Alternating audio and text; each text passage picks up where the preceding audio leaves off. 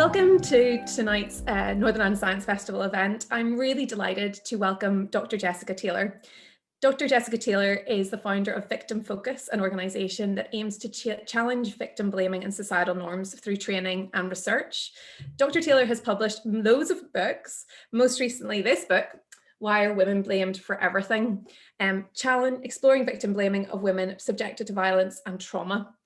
It's available through bookshops and through the Victim Focus website. So Jessica, we're totally delighted that you agreed to join us at the Northern Ireland Science Festival 2020. It's really unfortunate you can't be here in person, but I think we're in for a really interesting event. So thank you for joining us, Jessica. Thank you for having me. So I've read this book cover to cover, and I find it a really insightful but very challenging read. I can see from this book and from your work with Victim Focus that you're really committed to issues around sexual violence, and I'd really love to know what your motivation was to write this particular book.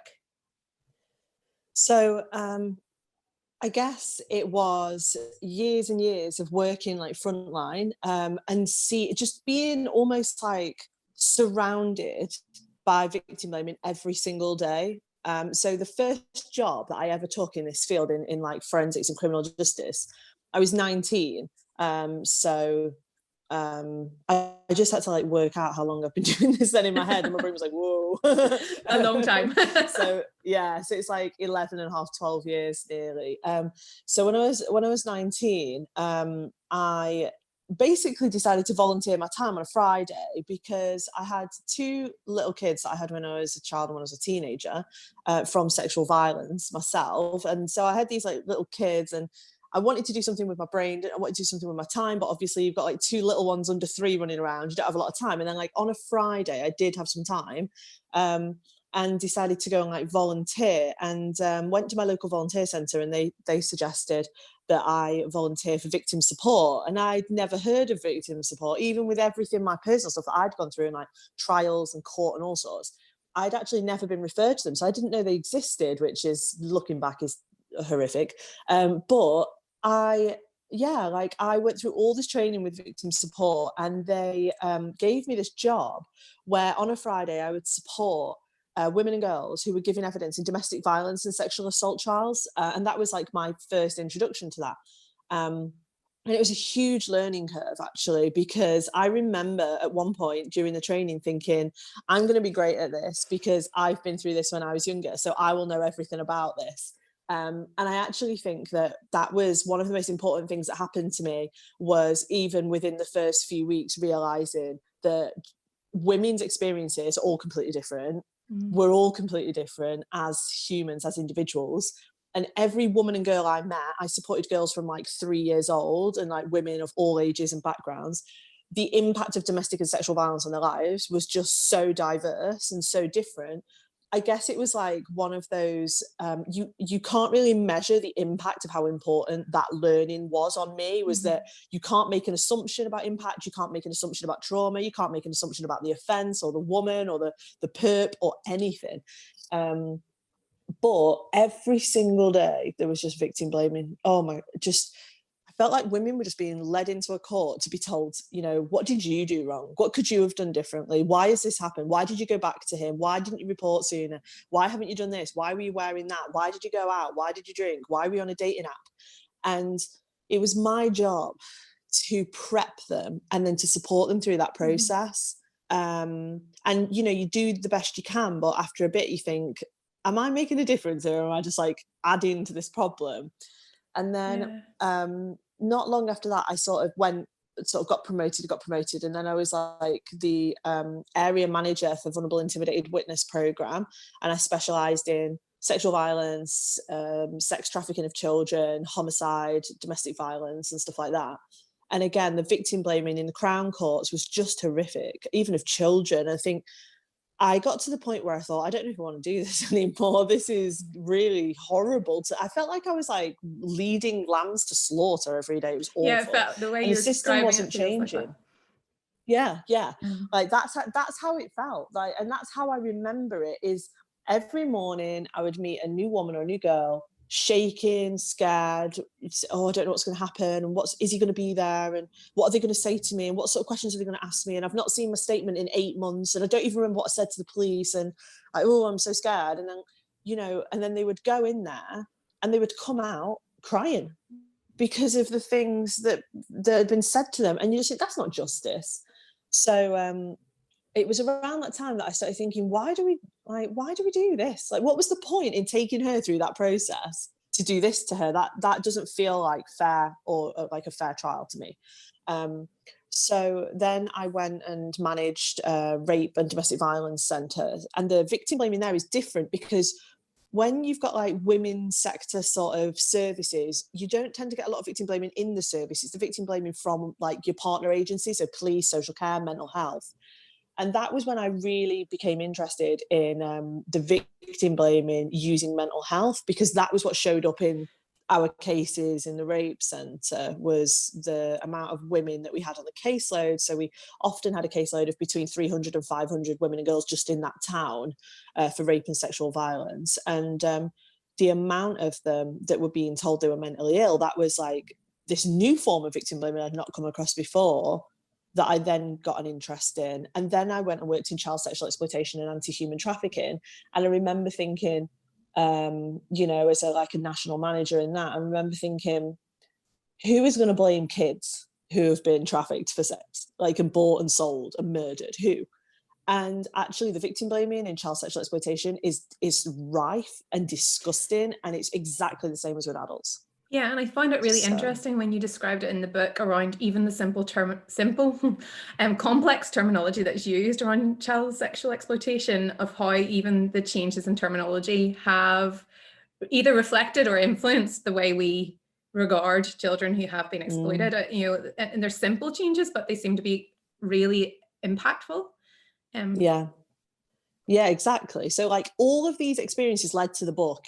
Is my long answer to that. It's like, it's like I've seen this from so many different angles, and I have challenged at every single level and got nowhere. And it was around the time, I think, that I started working in child sexual exploitation and human trafficking that I applied for the PhD. I had not done a master's. I did an undergraduate at Open University because the kids were so young and I was working full time. And then I had all these ideas. I built a PhD proposal and said, look, I want to do in-depth research on the psychology of this. Like, why are we doing this? What does it mean?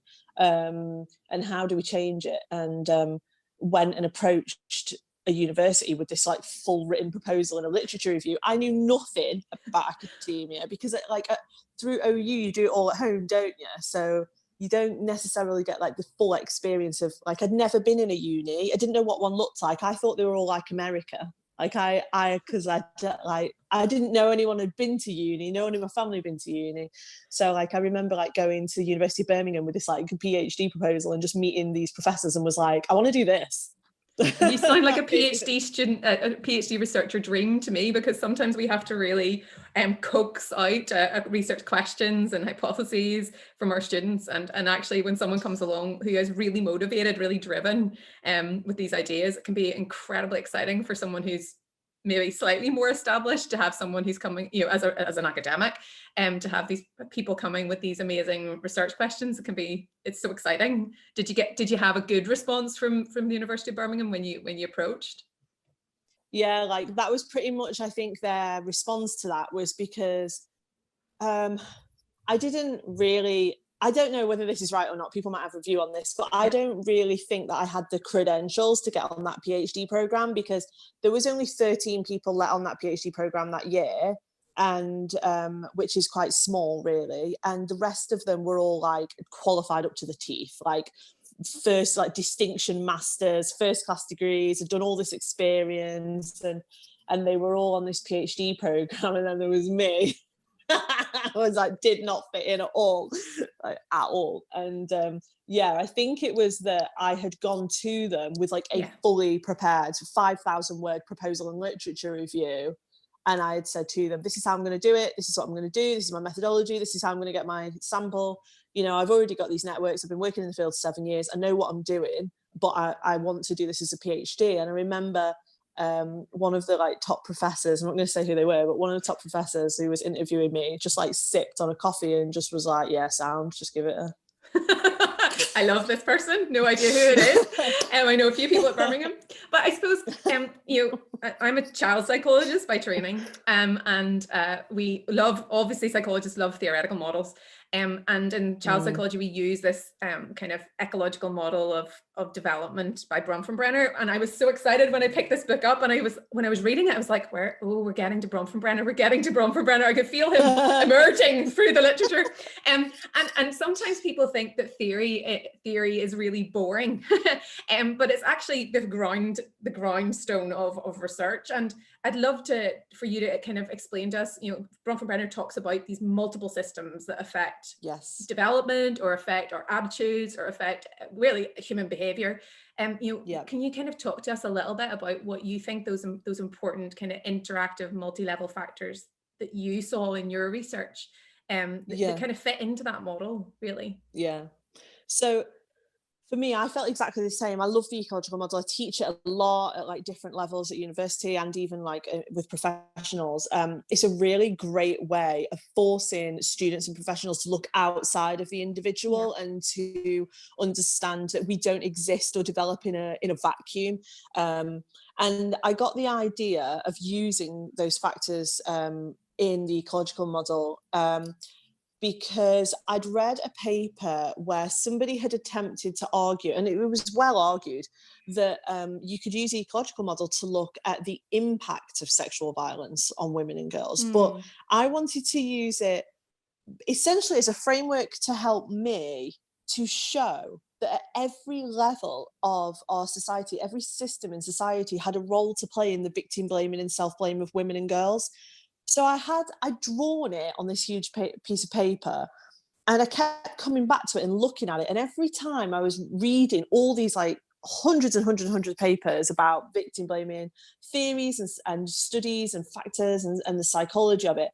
And I kept thinking, well, that fits there. And then I started thinking, what we've actually got here is an entire ecological system of victim blaming, right? So obviously you've got these huge macro system factors at the top of our society, which look at, things like rape myth acceptance, porn culture, these huge belief systems and cultures that transcend everything else. And so you've like up there, you've got misogyny and racism and, porn and rape myths and, cultures and beliefs about women and girls and about sexual violence that, we know exist all around the world. It doesn't really matter. There are studies that look at the victim blaming of women and girls in India and in England, and the same beliefs are there. And, lots of studies show that across the world, the beliefs about victim blaming are incredibly similar, considering how different our cultures and religions and languages are. Yeah, that was really striking in your book. I thought that, there seems to be this kind of blanket of opinion, independent of whether people are coming from a Christian society, it's Islamic, it seems to be similar echoes across the globe. Yeah, that's how it felt. And I remember, so when I was looking at cultural and religious factors within the ecological systems model, I remember wondering when I started that bit, like, are they going to be different? Are they going to be the same? And like you just said, I think what really struck me was that I did all of this research into victim blaming within Islam, and then all of this research into victim blaming within Hinduism, and then all of this victim blaming in Christianity, and I'm like, this is the same stuff being repeated but in a slightly different message, and in some cases not even in a slightly different message, it's actually identical, and that's why I guess it actually drills down to how we portray and perceive women all over the world, and I guess the religion, the culture, whatever, it's almost a tool for the victim blaming. It's not the cause, it's not not the root of it at all. It's a vehicle, it's a method, right? So then at the other levels of the ecological systems model, I was looking at things like the support network and the schools and, the education system around us. Like, how is that bringing children up and teaching us to victim blame and encouraging us ourselves when we're subjected to sexual violence. And it soon became apparent to me, actually, that there were just so many factors that could sit at these levels, and they were really interacting with each other, you know. Like the media was interacting with like our microsystem factors and exosystem factors, because the media has such an influence over so many different support networks and approaches. And same with rape myths, same with, you know, like, for example, porn culture, rape myths, misogyny was impacting the justice system, it was impacting policy, it was impacting education, it was impacting health. And then you've got like the individual right at the center of that, who is sort of, as a woman or a girl, you are just impacted by so many of those multi-layered levels of victim blaming that are being encouraged and influenced. And it was just, I think it actually made me realize this is why we're struggling to tackle it, because it's not like we can, you know, sometimes you'll hear academics or you'll hear like professionals say it's the media's fault. What we need to do is change the media. And you think, right, it's like, you know, the thing is about victim blaming is that with the factors, it's like if you cut one head off, another one grows in its place. It's like you won't solve systemic global victim blaming of women and girls by going, it's the media. Do you know what I mean? Yeah, and I think just as you're talking, actually, the one thing that kind of in child development, when we talk about Bronfenbrenner's model, that the individual, the child in the center, is affected, but also pushes out, you know, and affects the circles that, you know, all those circles of influence that are around them. And I suppose it strikes me that in this scenario, the pushing out is either not is unfacilitated. It's, you know, there seems to be that lack of power and autonomy to be able to push back and influence those circles of influence that's around the women themselves. I suppose this is where your work is quite important, because is not quite important, that sounds it's very important, because it's that empowerment, that, you know, giving voice, giving knowledge, giving education, that is enabling that influence from women outwards to try and influence, as you said, those multiple factors that are impacting on the culture of misogyny, the culture of rape myth and victim blaming. It's so interesting that you say that, actually, because what I did find, like, you know, and it's later on in the book, is that like women do try to push back against this, right? Totally. It's just that they're not being listened to. So how is it possible that they could influence those systems within Bronfenbrenner's model if misogyny means that they're not listened to, not believed, and not taken seriously? So even when women are saying, well, actually that wasn't my fault, or actually women don't deserve it, or that it doesn't matter what I was wearing, they're pushed back down by those layers of beliefs. So it's a really hard one to change, I think. Oh, totally. And I think that's one of the things that really struck me from reading this is totally what you've just said. In order to affect change, this requires multi-leveled intervention. And I suppose your book is really fascinating, because then you go on, after kind of looking at these kind of theories, you go on to do some really interesting research, and you take a qualitative approach. And we were at a science festival, and everyone will be thinking, in terms of research, we're thinking about hard numbers. And in psychology, I'm really glad that we're in a discipline that has both qualitative and quantitative research, and sometimes research that merges the two together, which we call mixed methods. And I'd love you to be able to explain the kind of approach that you took in your book, which was discourse analysis. And I'm sure many people wouldn't really know what that is, and why it's really, really important in psychological research.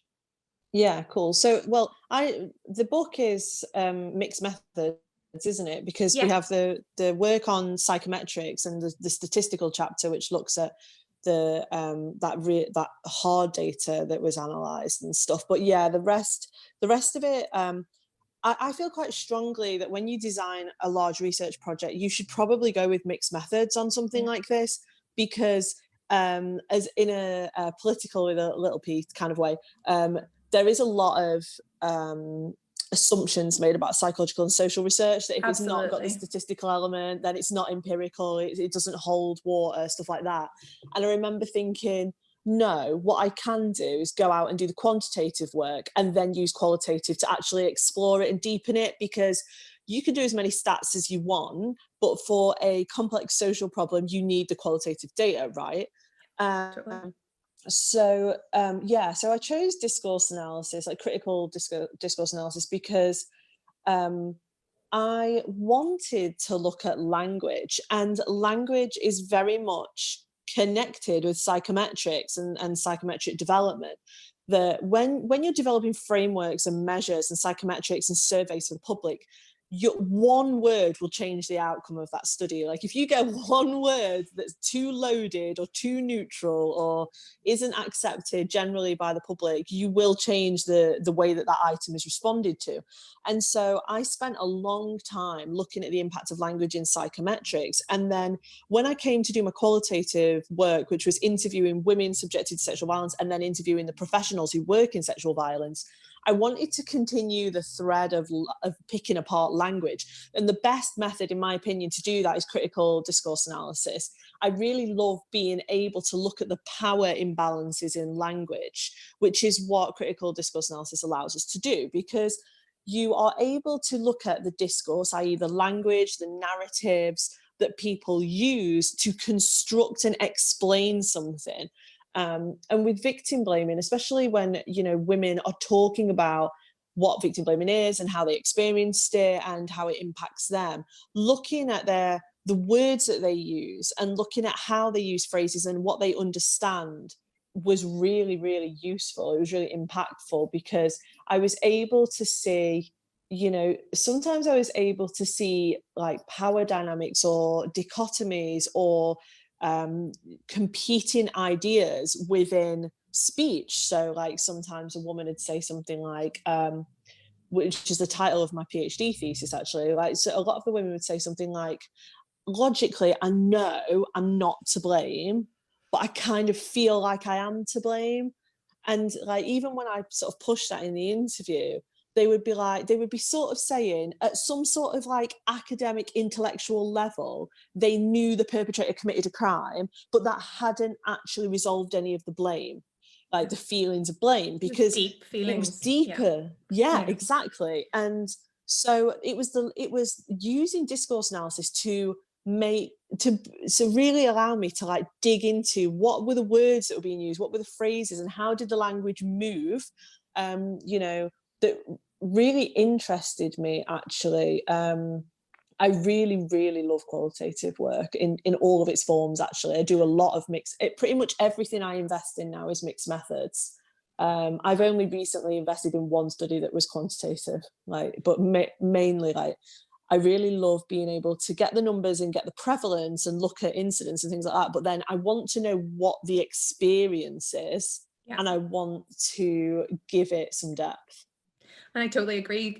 Coming from a really quantitative background, my current research is qualitative interviews with parents and then building research tools that we can use more broadly. And that qualitative evidence has been the thing that's really made me think, oh my goodness, some of the things that we thought we were measuring, we weren't measuring at all because we were asking absolutely the wrong questions. So that qualitative work means that we are really, really focused on the experience of being a parent, being a woman who's experienced sexual violence. These are really, really important things. And I think from the interviews that you spoke about, the interviews with women who have experienced sexual violence, then moving on to the people who are support workers within this environment, I thought the thing that was really interesting was the conflict going on in their heads as well.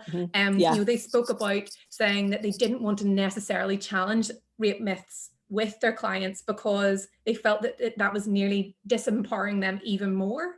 That conflict, that conflict seemed to really come out of those interviews. And you get, I think that is what critical discourse analysis really lends itself to, is conflict within language and ideas, and competing narratives in society and then within language. It really does bring that out. It's one of the best methods you can have for looking at conflicting ideas within language and construction of social issues. And you're right, like with the professionals, it didn't exactly surprise me because obviously I've worked in it for a long time, but it was great to see like this like sort of black and white evidence from sentences and phrases and ideas that the professionals were bringing to these interviews that like you said, like one of the examples you just gave was almost like they knew rapist was wrong, they knew victim blaming was wrong, they knew self-blame was wrong, but if they had a woman or girl sat in front of them using rape myths and victim and talking about victim blaming and blaming herself, they still weren't challenging it because they felt that they were almost putting ideas in her head rather than allowing her to come to those conclusions herself, and that they were disempowering her by telling her that that was wrong. And what's really interesting about this, and I'm working on something to resolve this at the moment, is that there's actually no guidance at all for therapists, counsellors, psychologists, social workers, whatever, in how to process victim blaming and self-blaming women and girls. There's like nothing. So when they're trained, they do train in all these different modalities and things like that. But when there is nothing specific that says, these are the different ways that you could approach that conversation. If you're sat with a woman saying, you know what, like, it was my fault really, and I should have done this, I should have done that, and if I hadn't have done this, and none of this would have ever happened to me, because some of the psychological research, especially cognitive research, suggests that when women hold counterfactual views about what happened to them and what was done to them, and they convince themselves that, like, oh, if only I had done this and none of this would have ever happened to me, the research suggests that those women actually tend to have higher levels of psychological well-being. But it's kind of like false, because the only reason those women feel more in control is because they think they found the reason why they were raped or abused, and then they've like gone, right, that's why it happened to me. It's called perceived control, like this notion of perceived control, that, oh, that's why it happened to me because I got in a taxi, so from now on I'm not getting in any taxis, and then it won't happen to me again. So it's a form of self-blame that's almost made those women feel like they understand and they know what happened and why it happened, so now they're going to avoid it. But the long-term impact on them is essentially that they're blaming themselves. But also, because women and girls are so likely to be resubjected to sexual violence and domestic violence from men, the likelihood is that won't work. So what if she avoids taxis for the next 4 or 5 years and is then sexually assaulted by a new partner? What happens then to this notion of perceived control? And I think, you meant there's an excerpt in the book where it mentions a woman saying that she basically became a prisoner in her own home because she felt that the things that she could control were not going out, not walking, becoming a prisoner. And I think that that's really interesting, because I hadn't really thought about the dynamics between cognitive behavioral therapy, which is questioning illogical, ungrounded beliefs and trying to adapt them, is quite in conflict with our challenging of rape myths and victim blaming, because those two things are kind of at war with one another, really. If you're trying to think about how we can empower women to be alive and engage with the world. I actually, over the years, I actually have, like, from years ago, I did an advanced, I can't remember what it's called, advanced certificate or an advanced diploma in CBT. So I'm not like just completely anti-CBT, because obviously and it's can be a really helpful therapy. Yeah, definitely. It can for certain things, absolutely. But I actually think, and I have done for a long time, that it's not suitable for sexual domestic violence trauma. It really isn't, because essentially what CBT will do is it will try to get the woman to think differently about her responses and try and change the cognitive and the behavioral responses to those traumas. And like what she thinks about herself and then how she behaves based on that thought. And actually what we should be challenging is the societal norms and the impact on her, the oppression, the blaming and stuff like that. And that's not on her. That's not her job. Like, that's, it's not up to her to be like, well, yes, you were raped and abused, but you need to think about it differently, because then it will change how you behave. Like, no, I'm sorry, absolutely not. I don't think that that's correct for sort of a traumatized a woman or girl who's been subjected to male violence. I don't think CBT is appropriate. Yeah, and I think that kind of feeds into another thing that I was thinking about when I was reading the book, was around this kind of explosion in research around adverse childhood experiences, and in the huge amount of research across the globe, children who have experienced adverse circumstances in early childhood, maybe that would be a death of a parent, divorce, can be seen as having higher probabilities of having poorer outcomes. And that, is something that you have really said that we should be ACEs, average childhood experiences, kind of critics, especially in the context of sexual violence. Do you want to kind of expand on that a little bit? Yeah. So I remember when I first heard about ACEs, and I remember my first response instantly was like, "Isn't this just childhood trauma? Like, why Yes. have we given it a new acronym?" Because when you work in this field, you're used to acronyms just changing. Like one day it's this, next day it's that, and you're like, "That's the same thing. Why have you rebranded it?" And that's what I kind of originally thought ACEs was like this rebrand of child trauma. And but then the more I looked into it, and noticed the way it was being used, it's this like 10-point, really poorly constructed survey, essentially, that these are these 10 things that can happen to you in childhood. They're classed as adverse childhood experiences. And then the score is being, generally misused to mean that the more of these adverse childhood experiences that you have, the poorer your outcomes are later on in life. And I have so many issues with that. So I have like these scientific methodological issues with it. And the first is that ACEs was not made for this type of work. And the original authors actually published an article in a top journal, when was it, like July, August last year, asking everybody to stop using ACEs with children, with adults, in trauma, in psychology, everything, because that's not what it was made for. It was a very simple survey that was devised to do population level health and medical research that they were using retrospectively with a group of adults to look at if there was any correlations between particular health issues in society and what they deemed as adverse childhood experiences. It was in no way a validated tool or a framework or a way of working in trauma. Or screener, the which researchers had no back. Yeah, it was definitely not a screening tool or an assessment of any kind. It has no reliability, validity of that kind. There's been no testing of it in that way.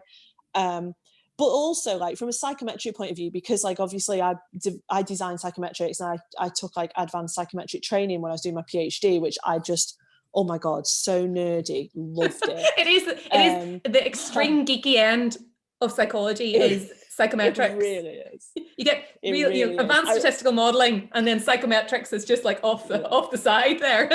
Yeah, I remember my first day on my advanced psychometrics course, and I was like, I don't understand any of the words you are saying or any of these things you're trying to teach me. And I remember going home and thinking, I am not smart enough to take this course. Like, it's but yeah, like the thing that really helped me was understanding it within the work that I did, right? Yes, applying it. So and that's why I got this huge interest then in the way that screening tools and psychometrics were being misused, right? So that was where I became really interested in ACEs being used as like this screening tool. And there were also other screening tools at the time, like there's the DASH in domestic abuse, there is the CSE toolkits in CSE, none of which have psychometric measure, like psychometric qualities at all. So with ACEs, the thing that really interests me, if you look at it just from this really simplistic point of view, right, is why is divorce scored the same as death of a parent? Or why is the death of a parent scored the same as sexual abuse? Like, so they all get a 1, right? But that's not a measurement of trauma. So what we've essentially done there is created this really weird numerical scoring of just 10 traumas, because what you've also got to look at is that it doesn't include all childhood traumas. Like, what about poverty? What about being subjected to racism? What about being a refugee? What about being bullied at school? Extreme illness as well. I know. Like, what about being homeless? What about, like, all of these things that would be adverse childhood experiences that would actually contribute to trauma and trauma responses? They're just not even there. And this is, there's just so many reasons why this isn't a valid tool at all to be using in practice. So that's like the psychometric element of it. But for me as well, I'm strength-based, trauma-informed, the way that we work, anti-oppressive, anti-victim blaming. And ACEs strikes me as literally the most deficit tool you could possibly have. It's like the child scores 6 and therefore they're going to die of, you know, COPD. Like, and I know that sounds really extreme, but that is what the videos and the educational materials that are being trained with nurses, psychologists, with new social work students are actually saying. And that's why I created the video of the Department for Health and the Department for Education's ACEs campaign, where they created a cartoon that followed this little boy through his life. And it literally, it's just the worst thing. It's like a little video of this little boy who's being abused in childhood, and then he's talking to the camera saying, you know, I'm going to grow up to be an abuser and a criminal, and then I'm going to die of cancer because I was abused. And like, this is used by NHS England, by the DfE and by the Department for Health, and it's been seen over 4 million times. So it's being used in training, it's being used in public conferences and things like that. And last year I created like this critique video of it, where there's like me in the corner in the video, and then me stopping it and using research and going, that is not true, that is incorrect, this is deficit based. What we're essentially doing is writing off millions of abused and neglected kids and sort of saying they're not worth anything. You know, I mean, in this video it says, oh, I'm going to end up smoking and drinking, I'll end up in prison, you know, because I was abused in childhood, I'm going to hit my own kids. And it like, it's this really sort of, you know, if you've been subjected to adverse childhood experiences, your life's a write-off. And I think, again, it feeds into that language, doesn't it? The language that we use around individuals who have experienced something that is, well, they may perceive as being traumatic, because let's face facts, some children will experience a death of a parent, but be quite resilient around that, and that it is about interpretation of experience. But again, Absolutely. It's coming back to the language that we use about people who are perceived as victims, or who are survivors of these experiences. One of the things that I often say about, especially with workforces that are very pro ACEs, is that I say to them, if you believe in this and you believe this deficit-based model, can you explain to me why research shows that 51% of social workers and even more police were abused in childhood? And if they are so damaged and traumatic, how did you all end up with degrees and masters and in this job? Like, why are you not all dead on drugs or in prison? Like, are you all the exception to the norm? Are you all bucking the trend? Or is there a possibility that this is wrong? And then I did this like interesting little study. I don't think I ever properly published it, but I used it for like some presentations and stuff, where I just contacted hundreds of professionals from different like just networks and stuff. And I asked them to just do their ACEs score and submit it to me. And the average ACEs score is 7 of like social workers, professors, academics. Scale goes from 0 to 10. So we're in the higher higher quartile of the scale. Yeah. And I was saying, you know, ACEs are being misused as well really badly. Like in Australia and New Zealand, they're also already being used to refuse life insurance, mortgages, contents insurance, you know, access to healthcare, because they're using these broad sweeping statistics and going, well, you know, if you have an ACEs score of 5, you have a 400% more likely to commit suicide, so we're not insuring you. And that's been happening in New Zealand and Australia for several years now. And I have women contacting me frequently who've been abused in childhood, saying that they can't get health insurance, they can't get a mortgage, they can't get life insurance of any kind. And then in England, I mean, I came across a local authority that were using ACEs screening tools to remove children at birth from mothers who had ACEs scores of over 4, which is, I mean, there's so many things wrong with that. And I went into the local authority for a completely different reason. And then I was in a meeting where one of the directors was talking about this pilot that they'd done, saying that when pregnant women were going for their scans at 12 and 20 weeks, they were getting them to do the ACEs screening tool. And if their score was over 4, they were immediately putting the babies on the at-risk at birth register. And if the ACEs score was over another certain amount, they were essentially starting action to remove children at birth. And it had already been running like 12 months when I got there, and I was absolutely horrified because no evidence base for that whatsoever. No, that's discrimination. And I think what this really hits home is this tool was created for Bruce Perry is the person who kind of did a lot of the foundational research, and the research was exactly as you explained, looking at population level effects, so like group level, country level effects of experiences. To make population level interventions, I think was the intention. Yes, it was. In the US, especially because of the lack of kind of any money if you're ill, for example, or access to healthcare, and taking that science and applying it in the wrong way. And I think that kind of brings us to the kind of point that you make around psychiatric diagnoses as well. Seems to be the misappropriation or the misapplication of something that has a science base to it. But we're seeing that that potentially maybe I would imagine, I'm not going to put words into your mouth, actually, I was going to say something, that what do you see around these kind of psychiatric diagnoses of women who have experienced sexual violence?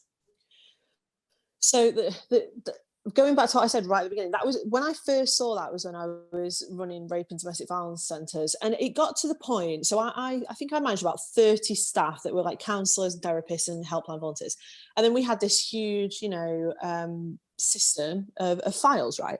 And when I would have supervision with them, and I'd say, how are you getting on? How are your clients? What's going on? Is there any sort of issues? Anything you're struggling with? I noticed over a period of a year or so, but every single supervision was like, yeah, she's got borderline personality disorder. She's got borderline personality disorder. She's been to the, mental health team. She's got borderline personality disorder. She went to GP and they referred her and she's got borderline personality disorder. And I remember thinking, I'm going to look this up because why is this so common all of a sudden? Like, what's happening? And I noticed that there was, a lot of counter evidence around personality disorder just generally anyway.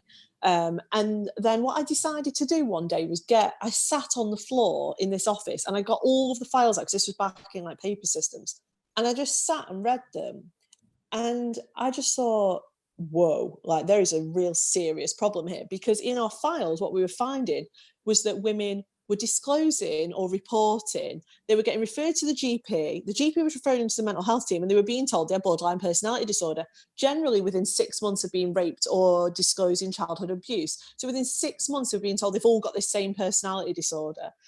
And that was when I got really interested in psychiatric diagnosis of women who reported being abused or raped.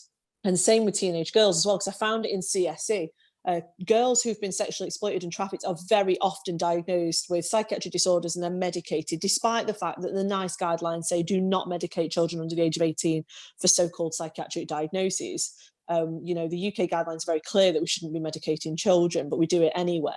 And that's very, very common in CSE practice. So this is how I got interested in it. And then I started to research the history of personality disorders and psychiatry.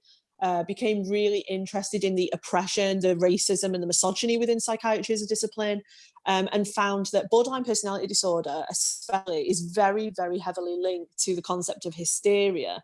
So in DSM-3, we're now on DSM-5, coming up for a new one. Which is the diagnostic criteria, a book that psychiatrists and psychologists will use to get with a checklist really to give diagnoses to clients.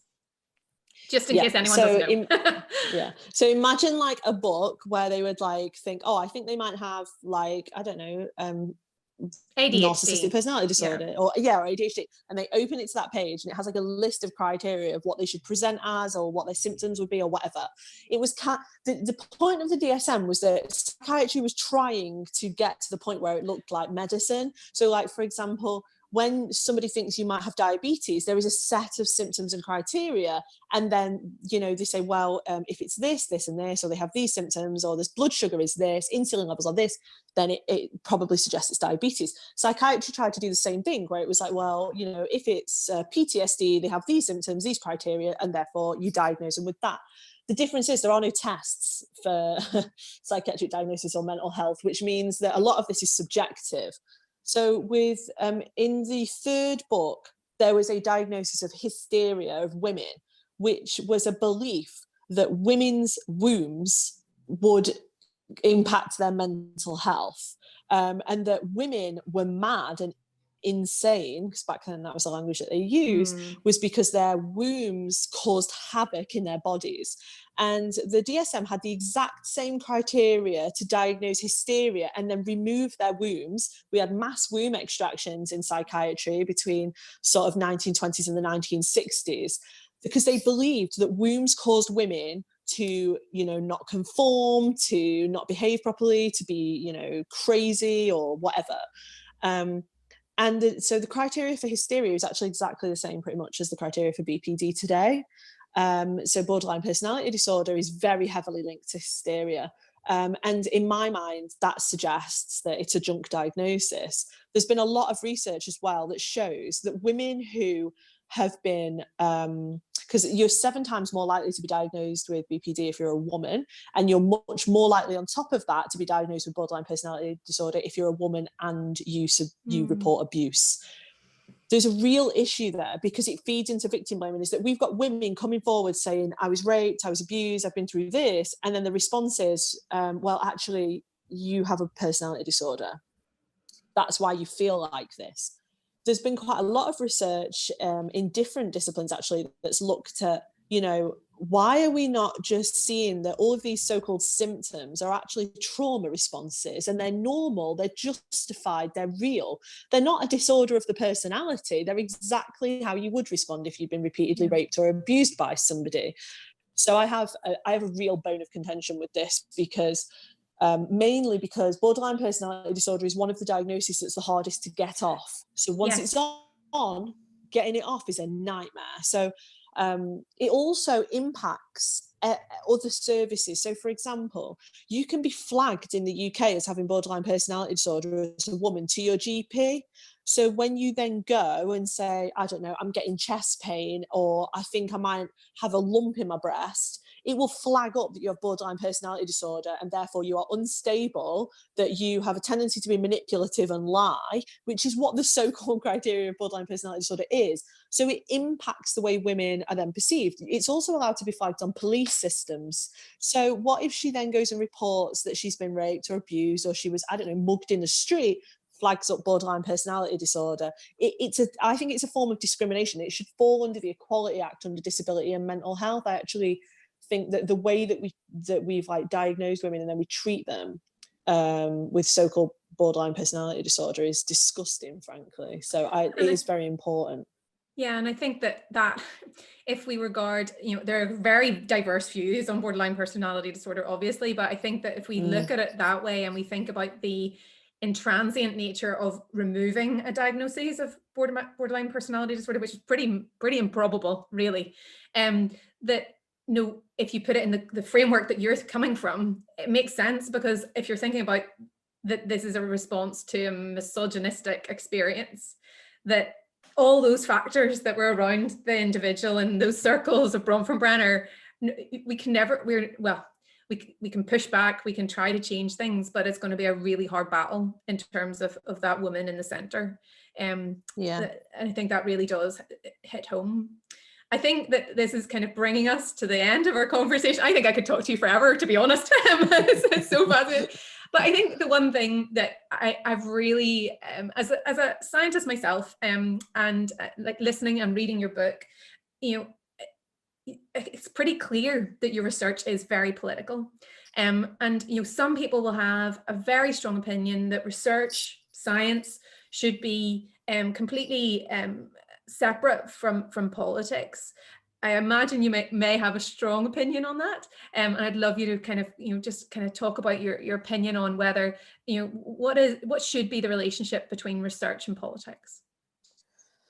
I think anyone that says that their research around these areas is apolitical doesn't understand their own research, and that's a really strong thing to say. But I've come across, have you ever come across researchers that say things like, I'm completely objective, I leave all my biases at the door, and I just look at them and think, what? Like, that's impossible. So you're going to tell me that all of your experiences, all of your views, all of everything you've ever thought, every bias you've ever had, you just cut that off, do you? That's interesting. How do you do that? And that's how I feel about people that say that their work isn't political. It's like, how do you conduct research on things like violence, oppression, racism, misogyny, poverty, like all of these things that we all look at, social inequalities and portrayals, stereotypes, the media, like criminal justice system? How do you do that with no political, like, how do you pretend that isn't political when it absolutely is? And I actually think that academics, I personally think that academics have a duty to be activists and to be politically active. And some people won't like that. I know that when I was doing my PhD, at the time, I think I was 1 year into my PhD, and I was actively lobbying police forces to stop using films of girls being raped as an intervention with girls who were being trafficked. So it was like my No More CSE Films campaign that I was running on my own, and it just grew and grew and grew. And, you know, eventually I did get CSE films removed, and like Bernardo's gave a press statement saying they'd never use them again, Women's Aid never use them again, lots of police forces didn't use them. Anyway, I remember being taken into the office at uni and being like, look, you're pissing off the wrong people, like you're annoying people now. And you can't be this political as a researcher. And I remember just sort of laughing and being like, what are you on about? This is why I'm doing the PhD, is so I can go out and change stuff. And they said, well, you can't mix research with politics and your activism. And I was like, research is activism. And I was like, and if you're going to do research and then sit on the findings and do nothing with it, you may as well not do it at all. Like, what would be the point of it? And we really never agreed on that. Me and the department never agreed. And they told me to stop doing it. And I said no. And that is how it ended, was like, I just wouldn't. I was like, no, make me. Yeah, and I think there's this line where we can become we can lose our objectivity because of some influences that may come upon us. Say, for example, being funded by a certain organization to do a certain type of research, that may really skew what we're finding. But how we use our research findings to influence policy makers, politics itself, and people in our societies, it does feel like research must be motivated by something. Yeah. And if we're motivated by career trajectories and finance, we're definitely in the wrong career. So I think a lot of us as researchers are motivated by societal change, and that political interaction is a component of that. I think so. And I think that's one of the reasons as well. Like, so that being political is one of the other reasons why I oppose paywall journals. And so I don't put any of my stuff in paywall journals. And I remember having a conversation with my professors and academics around that. And they were like, well, you're never going to be considered like a proper academic if you don't publish in them. And I was like, I don't care, because my work is of that quality. I could submit all my work and it will. I get asked all the time, put it in this journal, put it in this top journal, get in touch with us, submit it to this journal. No, because you're going to make it so that people can't read it. Like I think part of remaining active and political as a researcher and as an academic is making your stuff accessible, and making it so that the actual people you are writing about can read what you're writing about. And that was one of the criticisms that I got about my book. Like, an academic was like, this book's written too accessible. It's like A-level students could read it. And I was like, that's the point. Like, why is that an issue? Yeah, and I think that like many academics have had that thrown at them. There's a great academic in the US, Emily Ulster, who's written a book that I would say is a completely different topic, child development. But I would say it's as accessible as your book, and she too has received this type of barrage around, it's too. She has distilled down really good science, just like you have. And made sure that people can understand the evidence base just as you have, and yet has received exactly the same complaints, which I think is really telling. It's elitist is what it is. It's like trying to keep knowledge within an ivory tower and keeping it within us rather than within the communities and the populations that actually need this information. So yeah, I think it's really important. I don't see why it's an issue at all. I think we should all be moving towards, I think, like, if I could speak to early career researchers and PhD students and stuff, it would be active, be political, get your stuff out there and change stuff. Don't just sit in an office and publish it for like 6 people to read it. Like, do something with it. I think that brings us to my final question. Do stuff with it says to me that blaming women for everything, as the title of your book says, has been going on for millennia across mainly all cultures and all countries. Do you see any hope for the future? I think that, Yeah, well, obviously I must do at some level, even though I'm horribly pessimistic a lot of the time. But I must do, because otherwise I wouldn't do what I'm doing. I'm trying to cause change, and then I'm trying to influence other people to cause change. And one of the things that gives me hope is that every now and then I'll give a talk like this, or like I'll go out and teach, or I'll lecture, or I'll do something. And it doesn't matter. So say, for example, I've just lectured and there's like 140 students. For me, it's like, even if like 130 of them just walked out and thought, you know, but like, what if like 10 of them, like, because they often do, they'll come up to me at the end and be like, I never thought of it like that. What are we doing? How do I change what I'm doing? How do I make sure that when I'm a psychologist, when I'm a social worker, when I'm a police officer, I don't do that? And like, what can I read? What can I do? And like, maybe I'm going to do my dissertation on this now. And like, I want to do this now. And you know, that's what gives me hope, is that you should never underestimate the power of one voice. If you can get your points across, and you can show people that the way we think about something is wrong, and that we are oppressing people, and that we're causing damage, you can reach people, and then they spread that message out, and you don't even know that's happening. Yeah. Like, I don't. And I did tweet recently and said, I need a pep talk, because I feel like I'm banging my head against a wall right now. And so many, I got hundreds and hundreds of messages and comments of people saying, this is how it influenced me. I gave your book to my daughter who was raped, or like, I did this, or I changed that, or like academics getting in touch saying, well, you know, the work that you've done, we now use in our modules, or we've changed the way that we teach this. Or like, I was contacted by one of the chiefs of the UN saying that they'd read something that I'd done, and then they changed all the language in one of their policies because they didn't want the language to be victim blaming. And like, like, we all have the power to do that. And that's where the hope comes from for me, is that like, maybe these things that we're doing are having small changes, and then we can build up to bigger changes. Like, yesterday I was on set filming for a new program. Last month I was on another set filming for another program. I'm like, not exactly a stereotypical academic, like, and there's someone like me on the TV now in the next few months talking about misogyny, victim blaming of women, patriarchy, talking about, you know, mental health, talking about all of these things that we've talked about today, and it's going to be on the TV like that. So surely that, like, some of that's hope change. Hopefully, we'll see. Might just get trolled. Well, on that note, Dr. Jessica Taylor, thank you very much for a really insightful conversation. As I said at the start, this book is available through many, many bookshops, and also through the Victim Focus website, which also has lots of resources, some free resources and some books to buy, which I'd highly recommend. Jessica, thank you so much for joining us, and hopefully, maybe next year, you might be able to actually visit us in real life. Yeah, absolutely. Thank you.